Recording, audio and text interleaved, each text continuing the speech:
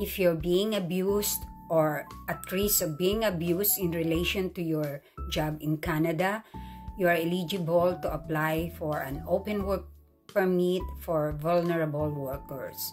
So ano ba ang mga types ng abuse na maaaring ma-encounter ng mga foreign workers dito sa Canada? So merong physical abuse, sexual abuse, mental abuse, and financial abuse. So physical, kung nasasaktan na kayo ng employer nyo, pwede nyong i-report at makakuha kayo ng open work permit. At ganun din pag financial, yung mga hindi sila sumunod sa mga contract nyo, pinag-overtime kayo ng walang bayad.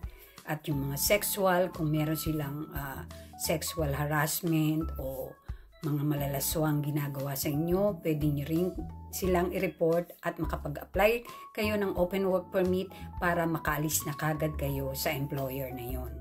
So, ang open work permit for vulnerable workers ay may expiry date din. Usually, 1 year lang ito or up to expiry ng passport nyo, whichever is earlier.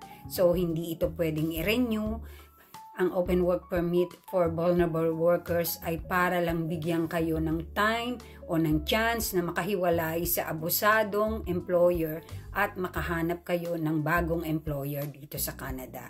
At ang maganda dito, ang processing fee ng open work permit sa ganitong klase ay waive na ang processing fee, which is $155, mag-waive na yon. Processing time nito, once na ma-receive ng Canada Immigration yung application nyo, in 5 days makaka-receive kayo sa kanila ng response at sasabihin nila kung ano ang mga susunod na steps. So, madali lang ang mag-apply ng open work permit.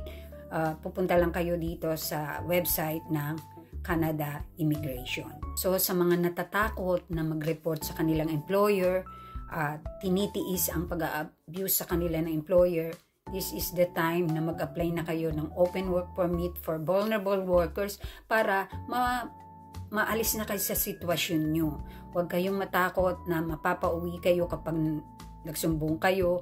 Hindi, dahil ang pwede lang magpauwi sa inyo ay ang IRCC or Canada Immigration. Hindi kayo pwedeng pauwiin ng employer as long as yung work permit nyo ay valid pa. Pwede kayo makapag-stay dito sa Canada kahit nag-separate na kayo ng work sa kanya.